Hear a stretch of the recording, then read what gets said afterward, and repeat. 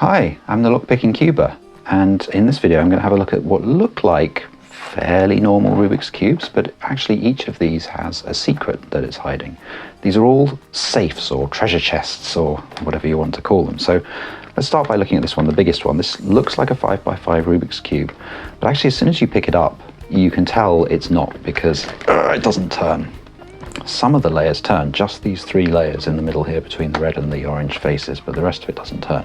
You immediately know it's not really a real puzzle.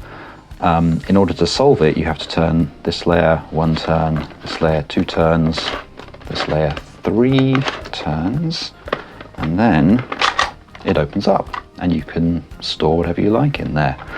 I quite like this. It has a very big space. Obviously it has a bigger space inside than any of these other ones do. The real problem I think with this one is that it doesn't take much to realize that there's something funny about this. It isn't really a Rubik's Cube puzzle.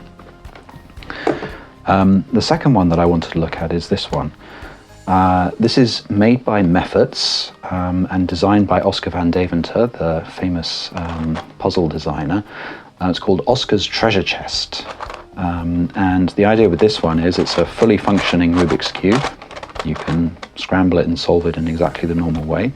And then once you have solved it, top layer just lifts off and you can store something in there. It's a little bit fiddly to get it back together again, and the thing I really find a bit irritating about this one is if you don't hold it carefully, the pieces of this top layer can just slide off. Getting them back together again isn't that difficult, but still, it does have a tendency to just sort of fall apart in your hand. But then you can put it back together and you can scramble it up. And it just looks like a cube, a normal Rubik's Cube, except that it says Oscar's Treasure Chest on it, which kind of gives the game away. This one has exactly the same design and comes apart in exactly the same way, the same mechanism inside, but it's from Jean-Claude Constantin, and it has these beautiful trademark Constantin different wooden colors on it. So it has the same problems perhaps as this one in that the top layer sort of can easily fall apart. There's also a funny tendency, if you have the cube like this, you can sort of start to feel how it's going to come apart and almost accidentally pull it apart when it's not quite solved.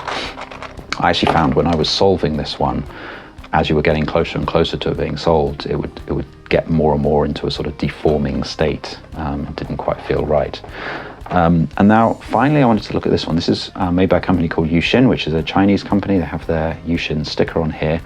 It's a little bit larger than a normal regular Rubik's Cube. These are pretty much standard size. This one's just a few millimeters larger.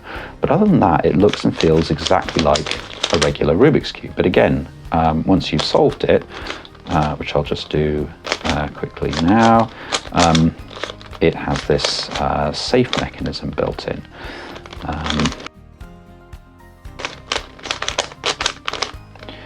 So even now, as I'm getting close to being solved, it still feels like a normal Rubik's Cube.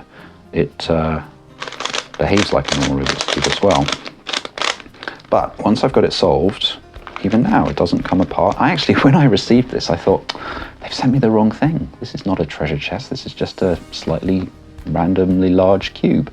But there's a really clever secret to this one, which is that you push down on this center white square, which you can only do when the whole cube is solved. And then once you've done that, you have to twist it really hard. And then this top layer unscrews. And you've got this, well, fairly small space inside, but bigger than you might have expected. This one doesn't fall apart so easily. It feels much more solid.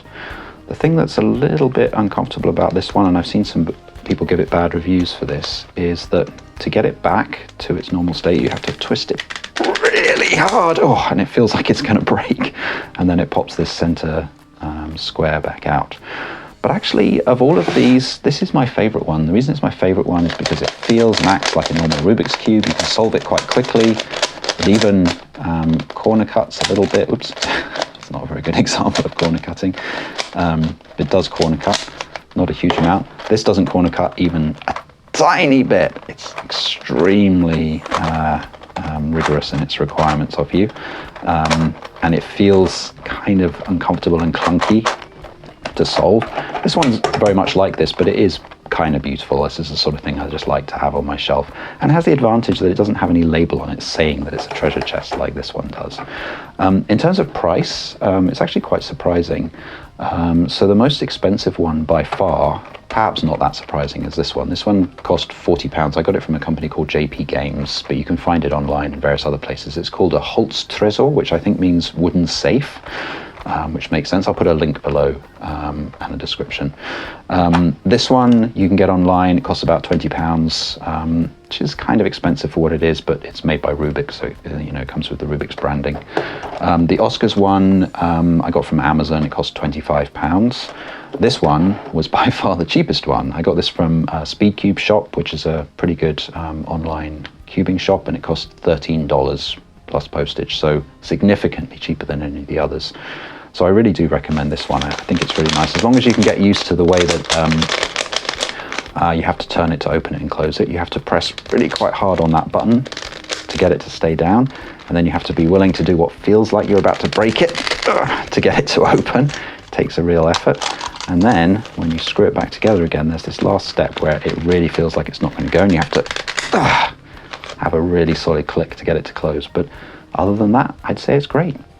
So there we go. That's all I wanted to say about these treasure chests and Rubik's safes, or whatever you want to call them. I hope you've enjoyed watching the video. If you have, please do subscribe if you haven't already subscribed, and maybe tell your friends about this channel. And I'll see you on the next video. Thanks for watching. Bye.